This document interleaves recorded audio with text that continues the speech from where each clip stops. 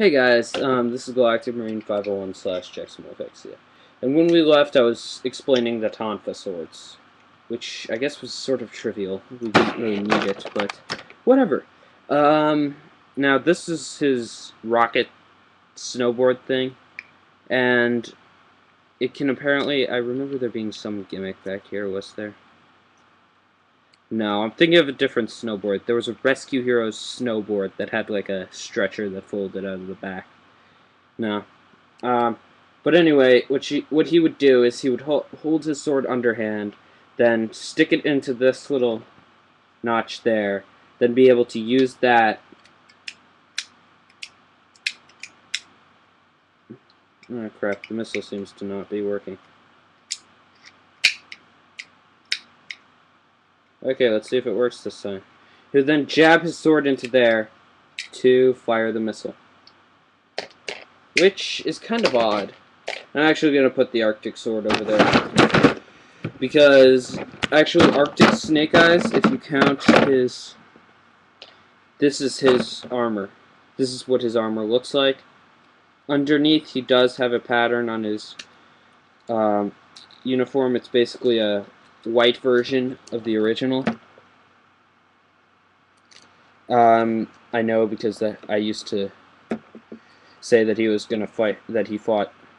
There was an Arctic Storm Shadow that my friend had, and he would always throw the vest when he would fight Storm Shadow, because that would be cool to my kid perception of awesome, or whatever.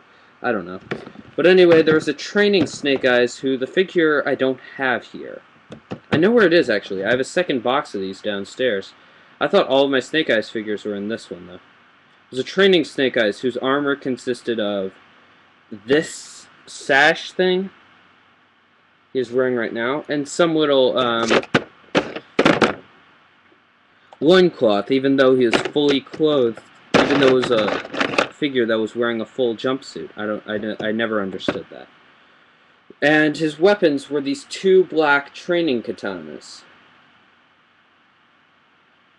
And yeah, you could see, oh god, this one didn't go in properly. You can see they fit into the sash thing rather well. They actually have little snakes on them, if you can see. Actually, I think this one is differently patterned. Nope. Yeah, so now I gotta get this off. I'm gonna put the original Snake Eyes armor on this guy, I guess. Which is the last Snake Eyes armor, I guess.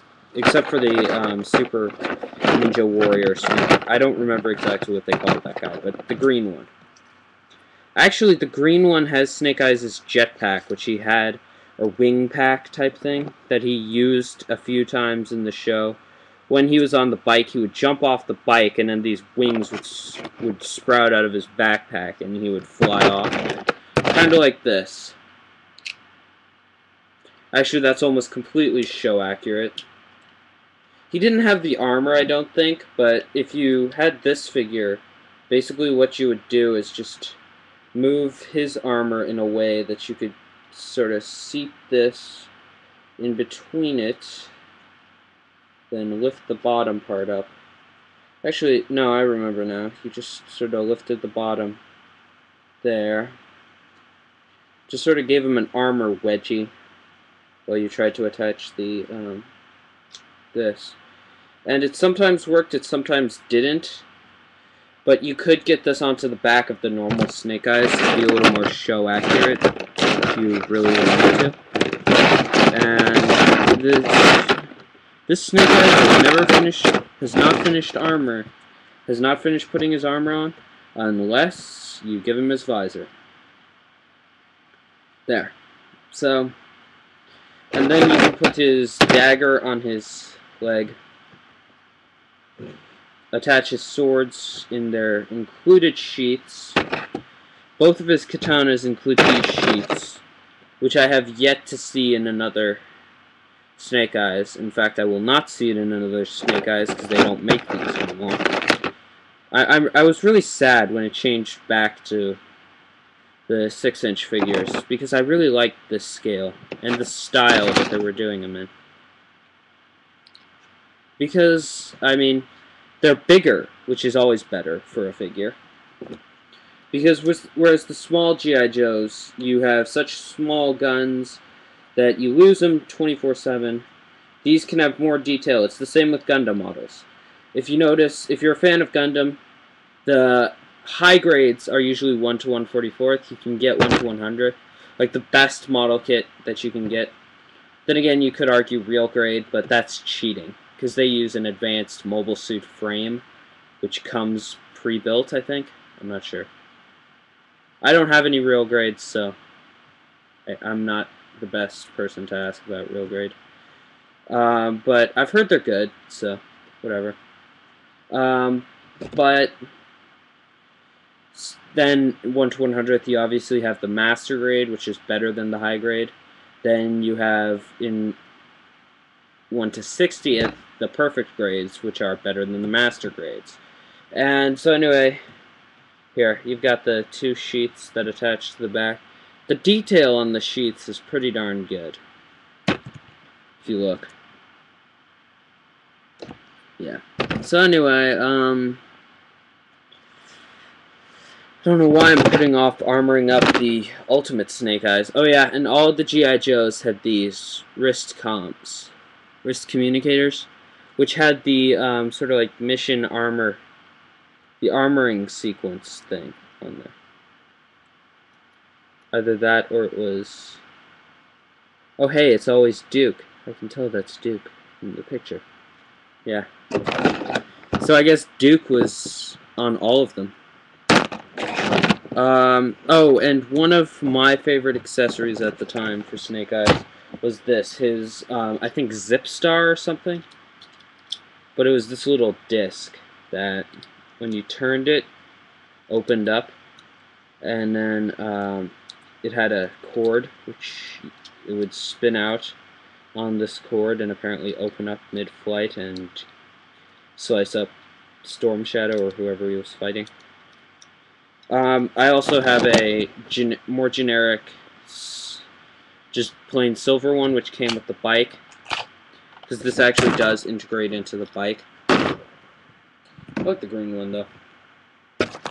Now, to start the armoring process for this guy, you'd slip his chest armor / vest thing over.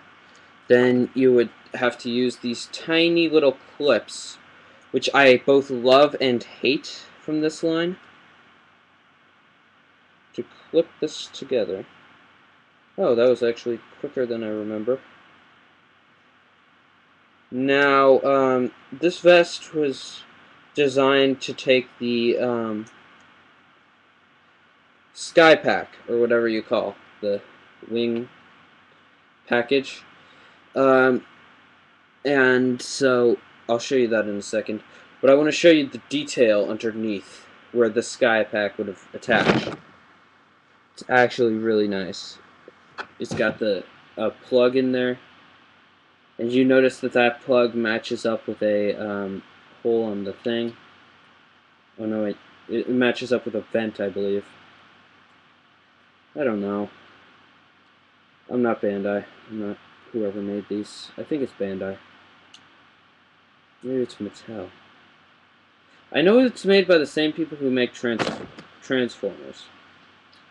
So, I know I should know this, because I do collect Transformers 2. Or not the movie, but the figures. But, I don't know. So, I'm going to get this guy finished armoring up off camera and talk to you a little more about the show. In case you were never into G.I. Joe, or just missed Sigma 6 entirely, it was basically Renegades, except without the secondary Renegade parts. The fact that the G.I. Joes are wanted criminals. Or they're not actually criminals, they're falsely accused, and that the world thinks Cobra are the good guys. Yeah, that part was not in any show other than Renegades so far.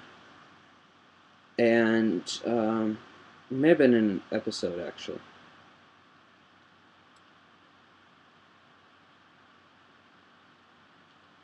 Yeah. Okay. Now I'm gonna get the other shoulder pad and try to get it on. This figure I remember was one of my favorites. I always used to not like... I liked the switching his armor out. This guy was my favorite Snake Eyes because of the black and green, which is my favorite color scheme. I also really liked his assault rifle, which I'll give him right now, and his upgrade of Snake Eyes' normal ninja visor, which makes him look like... I don't know what he looks like, but looks a little like a Power Ranger, actually. And there's his epic assault rifle, which a Power Ranger would never have. And actually, he has an Uzi, believe it or not. Really well-rendered Uzi, in fact. I just realized I'm playing with G.I. Joes on the internet. Wow. Okay. But anyway, the Uzi was pretty cool because if you pull out the clip, there's actually a gold round in there. And the clip, and hey, you can pull out the clip, so yeah. The only problem was I think the round went in backwards. Like, I always used to put it in backwards because I'm like, well, I think the pointy end goes that way. I didn't know at the time. I was an idiot, I guess. Or sheltered. Snake Eyes apparently also has an APOC combat shotgun. Or no, not an APOC.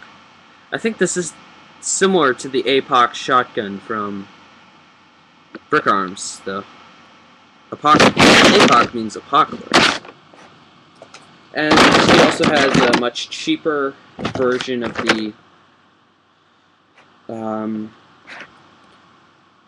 Uzi, which is not painted. However, they are separate molds. If you look,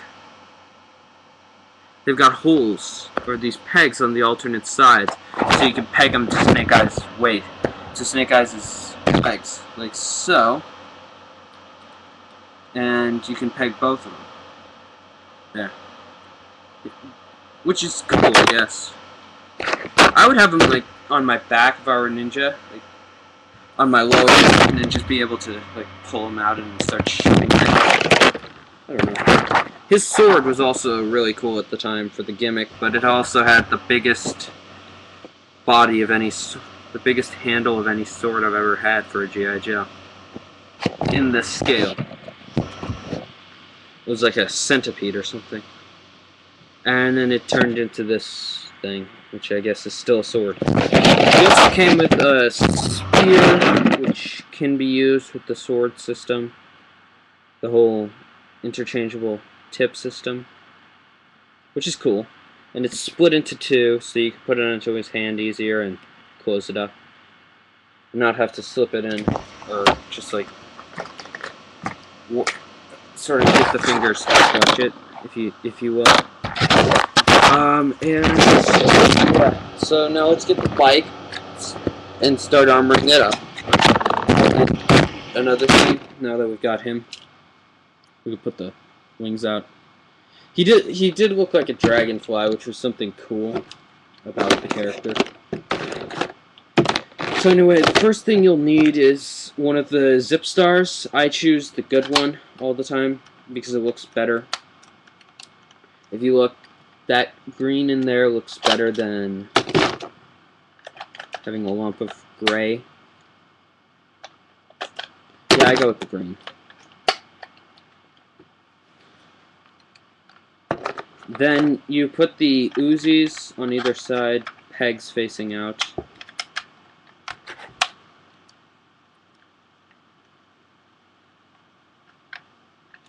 Like so. And on the other side, like so. Which I remember the one that was made for it actually went in a tiny bit better. Then you may see two